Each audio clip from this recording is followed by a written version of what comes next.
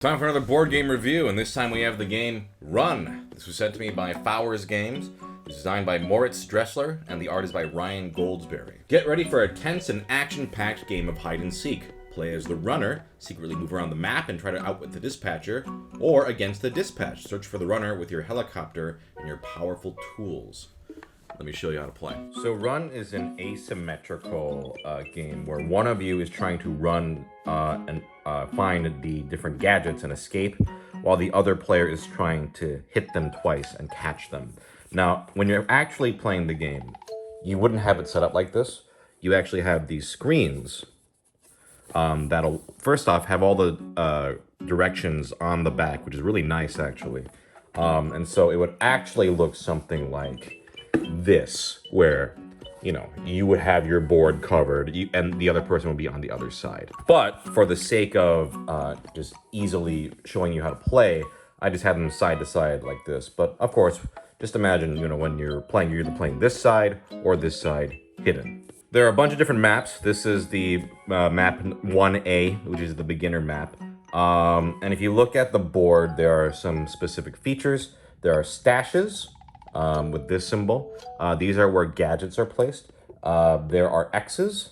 Those are safe houses. That's where the runner has to escape to at the end of the game. And then you can see there are buildings, there are ladders to the buildings, so on and so forth. There's also a helicopter pad, which you can see on the dispatcher side. I forgot to mention. In this case, this is the dispatcher side. This is the runner side. Dispatcher side starts on the helipad with their helicopter. The runner starts on a random starting space, and that's determined by random card flip. So, how to win the game for both sides? The runner has to pick up 3 of these gadgets. If they pick up 3 gadgets and then get to one of the safe houses, then they win the game.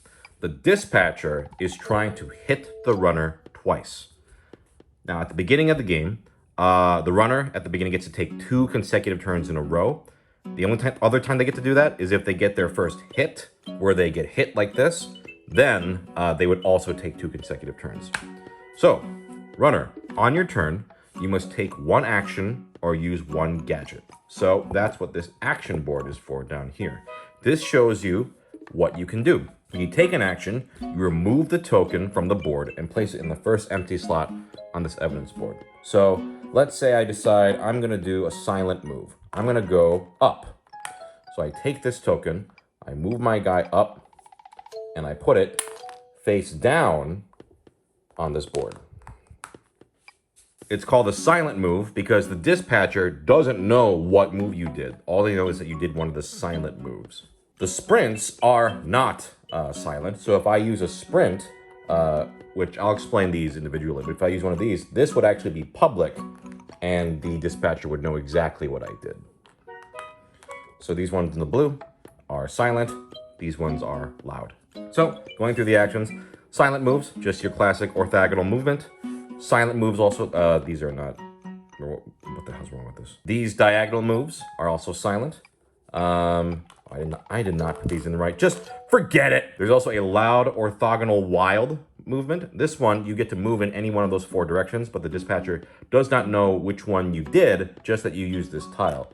Also, for easier ranks, we'll get into ranks later, there's also a loud diagonal wild as well.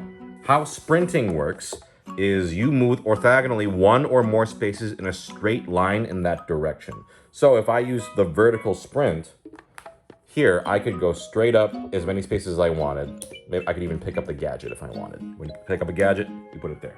You cannot, however, use fire escapes, which are these little ladder spots, when you sprint. Here's how the movement rules work. You can't move off the map. You can move onto any space as long as you stay on the same floor level. So if I am on the ground, I can move on the ground. If I'm on a building, I can move onto the building. I can also use any action to move down to a lower level. So if I'm on top of a building like this and I move off, that's okay. However, if I want to move onto a building, I can only use these fire escapes that are all around the buildings. Like I mentioned before, you can't sprint onto a fire escape. So if I used down sprint from here, I couldn't run on top of the building like that. There is also diagonal movement. So I can actually move adjacently here to here. I can even go through the houses like this. Now, if you end your turn on a space with a gadget, you don't announce it to the dispatcher. You just take it and put it in your collection and now you have access to an item you can use. And again, you're trying to pick up 3 of these. So let's go through the items. The smoke bomb lets you move to any adjacent space, orthogonal or diagonal, while still observing movement rules. So it's like a free move, basically. We also have the jetpack. This lets you move 1 or 2 spaces in a straight line. You can even use this to jump over buildings without using fire escapes. The hook lets you move up to 2 spaces orthogonally or 1 space diagonally. However, the rule is you must use a building in some way. So I could do something like, if I moved 2 spaces onto this building, that'd be fine. I could even do it from ground level up, 2 spaces up to here. I can move from ground to a building, or building to ground, or building to another building. So again, 2 spaces orthogonally or 1 space diagonally. And then we have also the crowbar. This lets you move from any space on ground level and orthogonally adjacent to a building to any other space also adjacent to the same building. So if I were here and I use the crowbar, I could go here, here, here, here, here. Something like that. If you can't or don't want to use any of your actions or gadgets, maybe you ran out of them, because as you use these, they go on the board and you run out of them, then you would flip over this board. Then you can only walk, which means move 1 space orthogonally or diagonally, and then you can only win the game if you stand on a safe house at the start of your turn. So ideally, you wouldn't want to get to this point. You would want to escape before using up all your actions.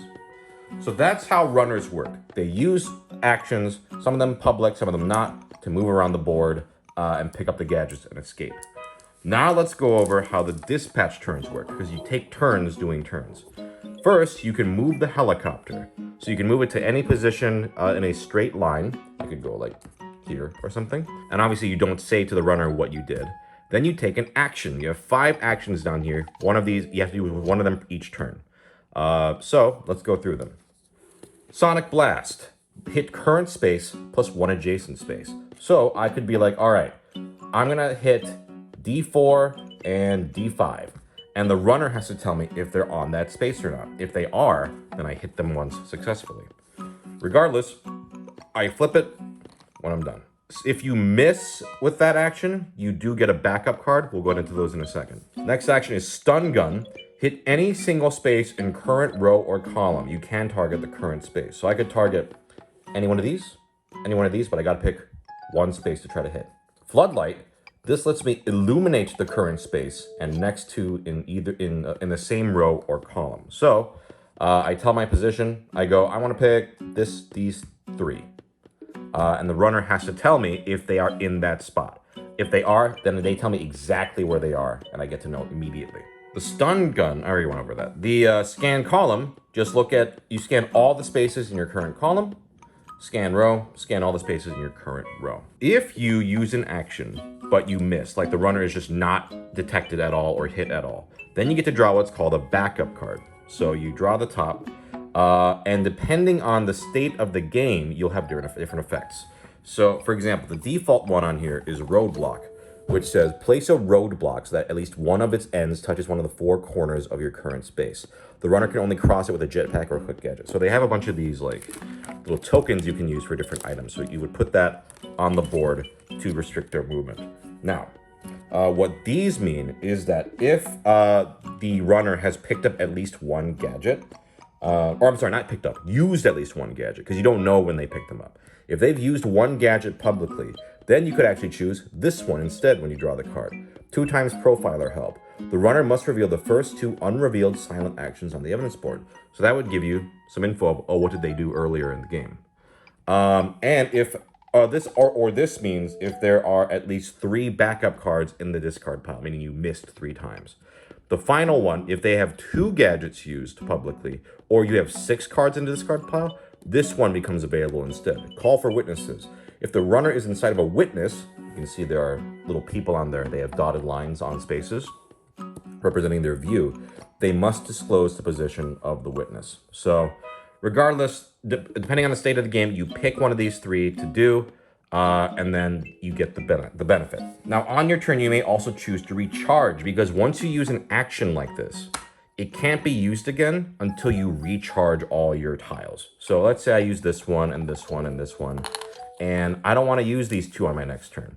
then I would have to spend a turn to recharge all of them. And that's pretty much it for gameplay. Runner goes around, moving around, trying to get their stuff. You're trying to use your actions to find them. There is a rank system, which is pretty interesting, in that you have like difficulty levels that you can set.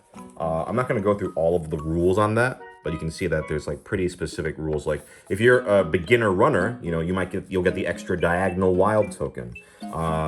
If you're an experienced dispatch player, you know, you get less help, you know. So it's kind of a nice way to balance things out. There are also other mechanics I'm not going into. There's like water, there's, you know, all these other things. I don't need to go into all those. You can kind of discover those as you play, but the general gist of the game is this. Secret movement on the runner, dispatcher trying to find them. And that's the game. So if you like hidden movement games, this one is a solid one. I think presentation-wise, it looks great. I love the aesthetic. I always like how Fowers Games make their games look. Both sides feel fun to play, and it's not hard to learn, even though it's asymmetric, which is really nice, actually. Having a limited number of movement options available to the runner is clever. It makes you really think out which way is most strategic.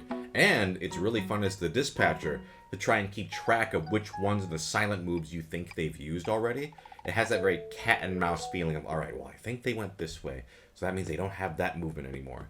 It's really fun. The rank system is a smart way of balancing the game out so that players with different levels of experience can still have a good time. I will say I do think the game can skew slightly in the runner's favor, especially since for the dispatcher, most ranks have to depend on random draw of the backup cards when you miss.